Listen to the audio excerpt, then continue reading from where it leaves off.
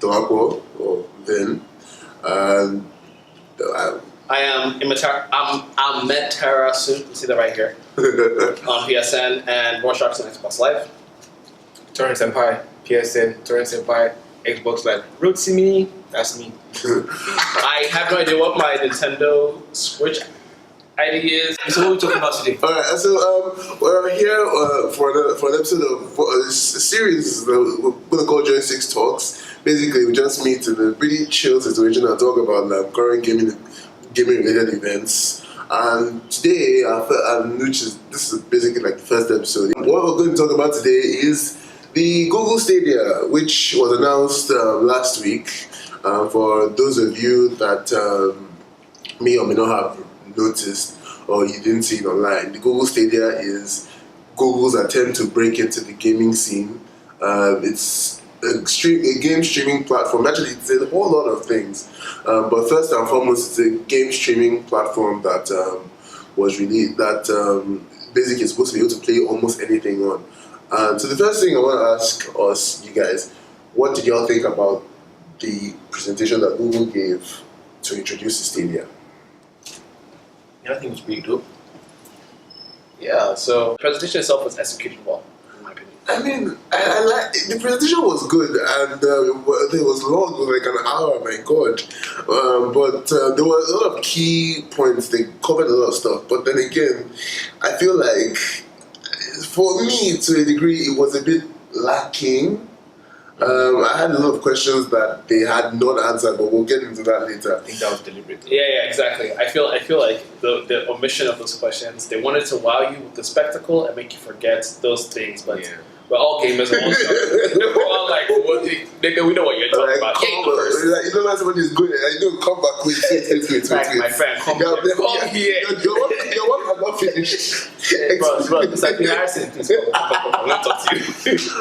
So basically, what Google Stadia is, it's supposed to be a streaming platform to beat all current streaming platforms available. We know the ones we know of. The most popular one probably being PlayStation Now, which is Sony's game streaming platform where you can play/download, depending on the situation, old PlayStation games from PS3 and also I think some PS2 ones as well. Cool. Yeah, you can play everything from PS1 to 3. Okay. No, 1 to 4. Oh yeah, that's true. Actually, included. Yeah. Some PS4 games are actually included because Sony is ambitious like that. So what Google has done now is they've created a platform where almost any game, like for instance, what their example on the presentation was someone watching a video about Assassin's Creed on YouTube, or to say thank you, on YouTube, and basically at the end of the video you can choose the option to just play now, and then you can just open another window or a tab in your browser, and you can literally just start playing Assassin's Creed Odyssey, without any lag and 5 seconds. In about 5 seconds. Yeah. So let's be clear. So first of all, did not say any lag. They did not mention that at all. That's true. Yeah, they did not mention.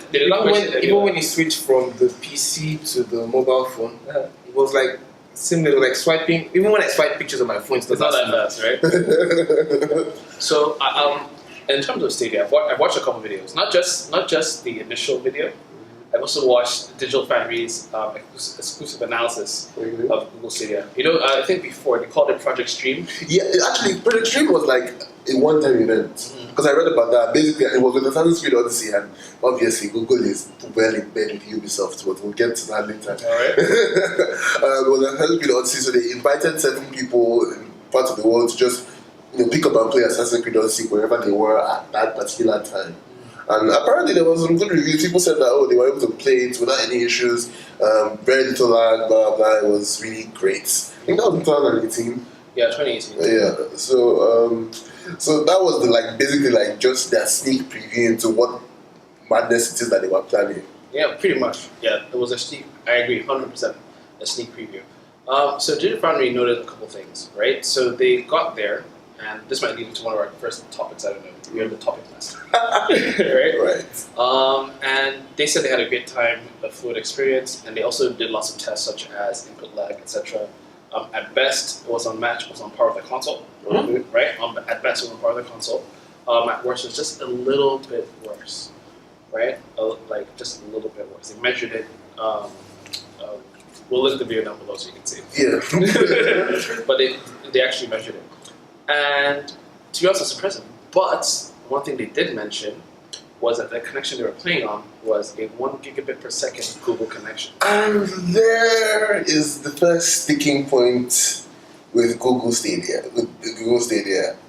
What kind of monstrous internet connection? You said what? What kind of monstrous internet connection are you going to need to be able to like efficiently play? Like for instance, an RPG, a turn-based RPG, you can do with some lag, but something like an action adventure game like out of my head, let's say Uncharted, like making the slight mistake, or even better, Devil May Cry 5.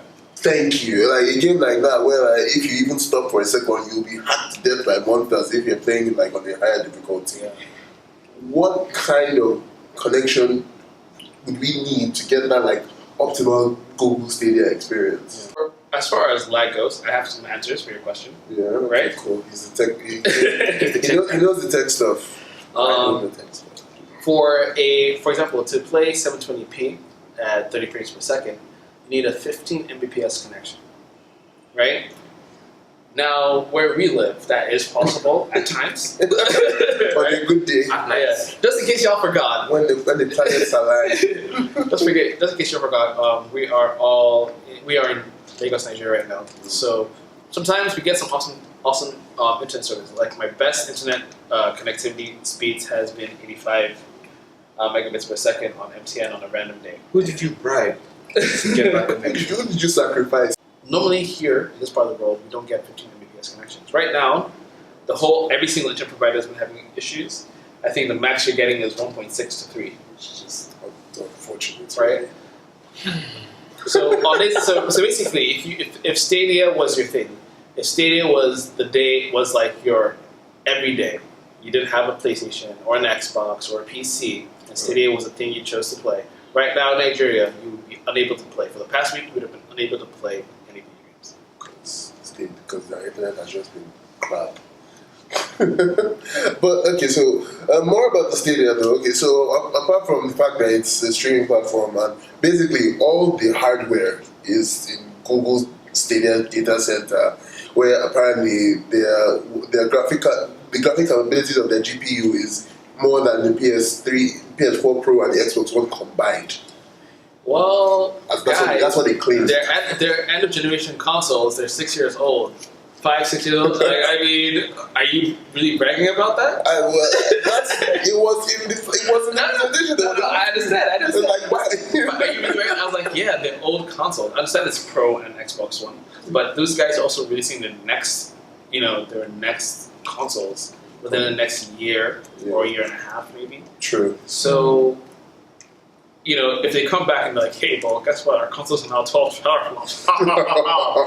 That is even more powerful than the Stadia. And here's the thing. If Google can do it, Sony and Microsoft can do it. This is why I say it. Google and Microsoft have partnered with AMD for the past, I don't know how many consoles, for their GPUs. Right? Right now we know that AMD is working on, they have the Vega series, and then they also have, right now they're working on Navi, their supposed ultimate NVIDIA killer. They promised that every year, but it always fails. Right? But we know that based on the technologies they're already researching on the 7-nanometer process, these guys are good. These next gen consoles are going to be pretty good. They're going to be pretty good, no doubt about it. They've had so much time to work on it. The technology is already there. Yeah. That's looking forward to the next gen of consoles that we will not be able to afford for at least the first 2 years. Actually, it is what it is. But okay, so and they claim that on launch in 2019, you're going to be able to play basically any game, 60 frames per second, 4K actually. Yeah, they said 4K. 4K. I saw it could get as big as 8K or something. I read that. Yeah. Meanwhile, it's scalable for the future, but I don't think the current hardware they have could handle 8K. Personally, this is from my experience. From the specs I've read about the hardware they're putting inside the machines, I don't think they can handle 8K just yet. It's what they claim, and that's what they say that it's going to come through. When Stadia launches, we will have increased performance significantly to support resolutions up to 4K at 60 frames per second with HDR and surround sound. And in the future, we'll be able to stream games in up to 8K resolution. In addition to the stream you get as a player, A game should look good. It should look good, fine. But when it comes to 4K, like the human retina is able, I think it's about 2,990 ppi. So 4K is like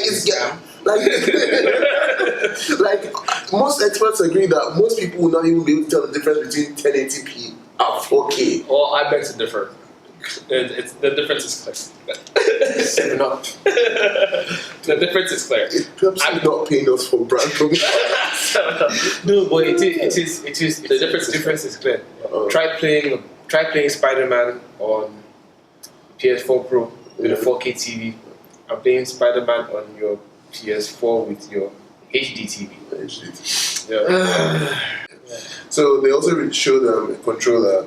Apparently, the Stadia is easy to work with any controller, which is really cool. But they have the best.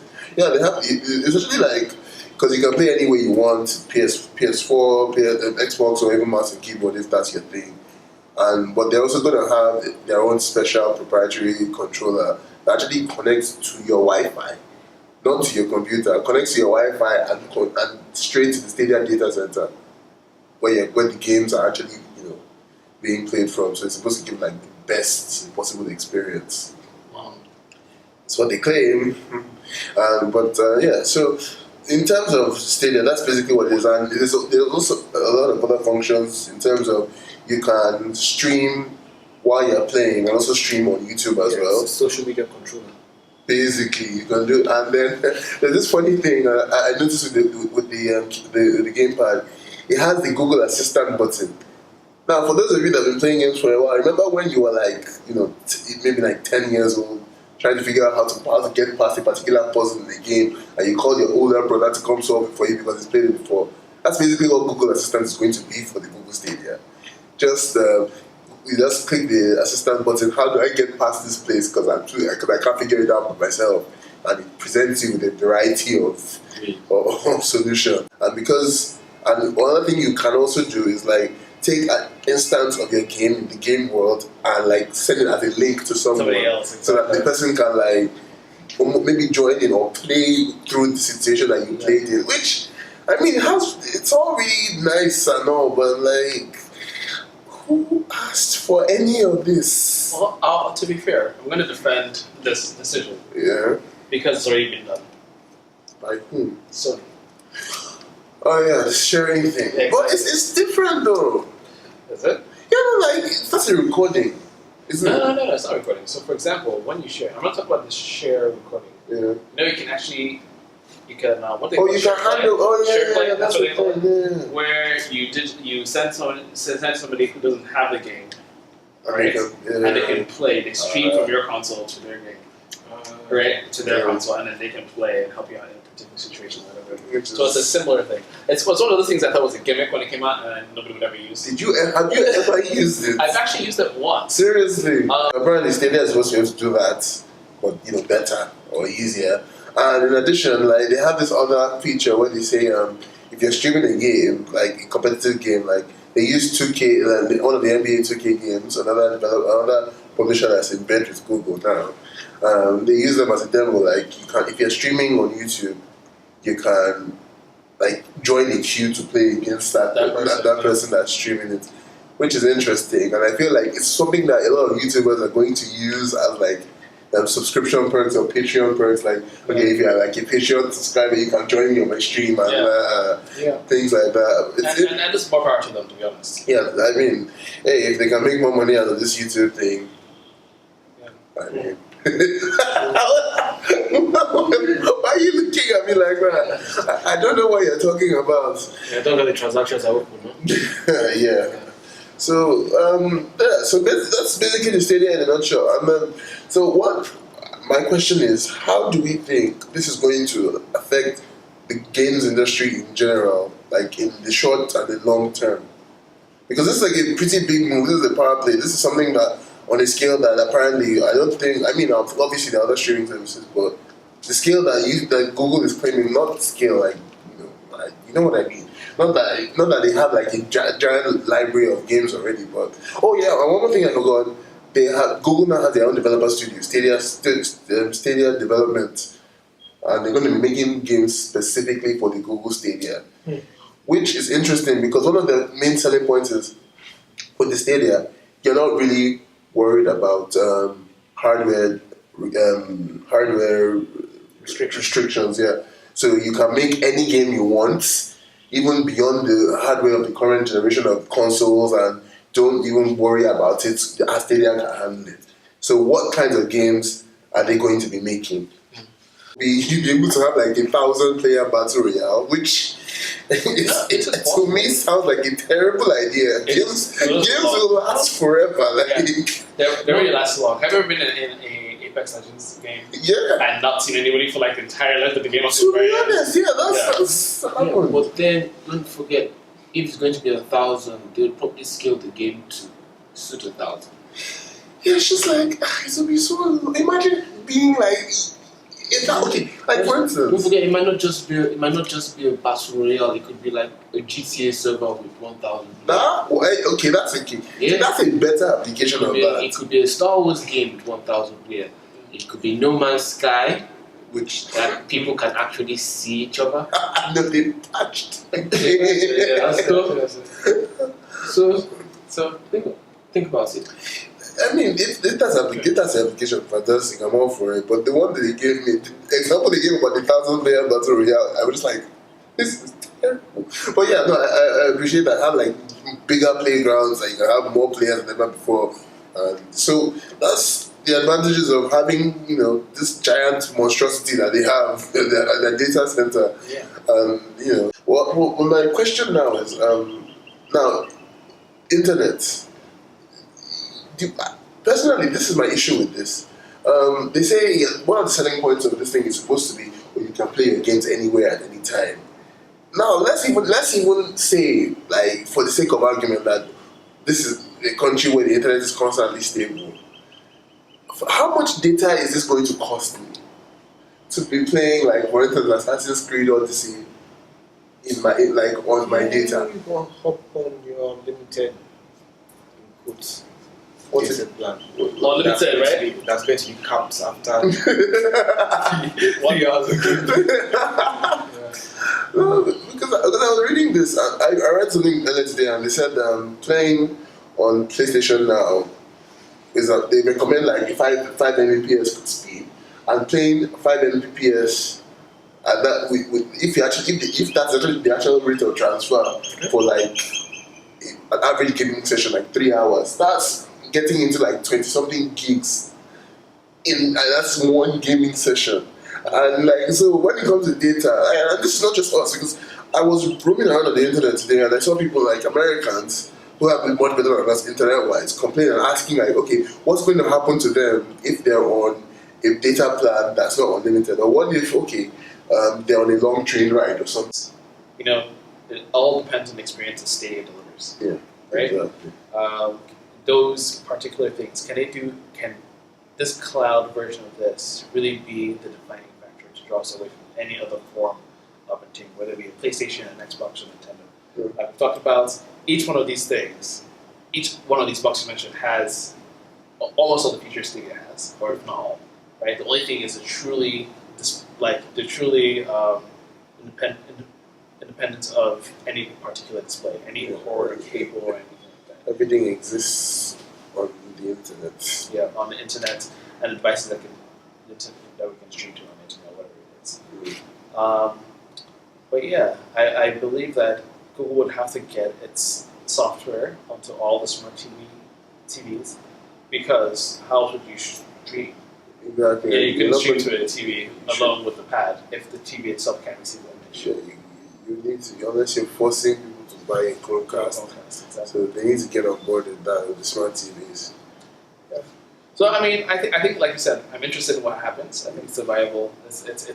We're interested to see where it goes. I personally do not want to see games as a service thrive because it just wouldn't serve for me, where I am, it doesn't make sense. So I don't think we'd ever thrive here. So I think we'd be safe. But what I would not like to see is console makers moving into this games as a service, because that's so easy for them to do. Microsoft could do it, Sony could do it. Maybe they'll run parallel for a while, but then if they let it go completely, if next generation, everybody's like, you know what, screw the boxes, we're all going cloud. Sorry. There'd literally be no games for us. For the rest of us that have no cloud access. Yeah. So please, you know, we don't want games as a service.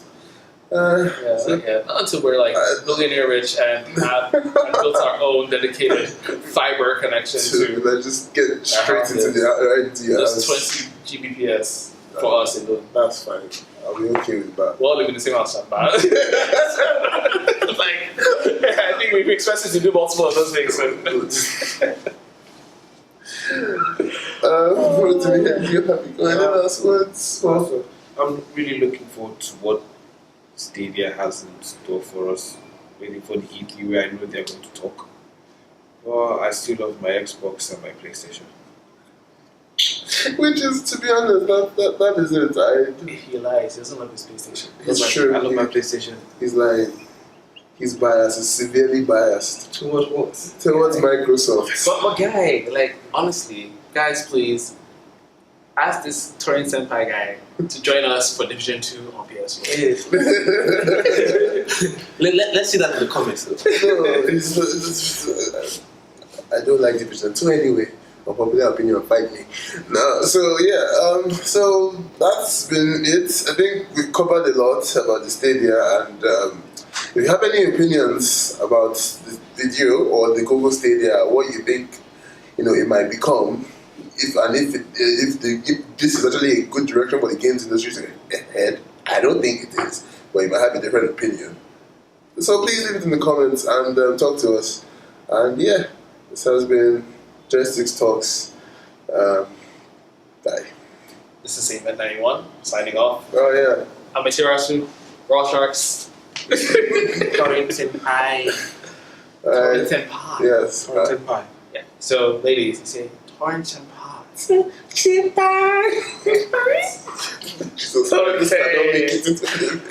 Yo, guys, this was not meant to make it a video, man. Oh god! What else is trying to do? I never saw that way.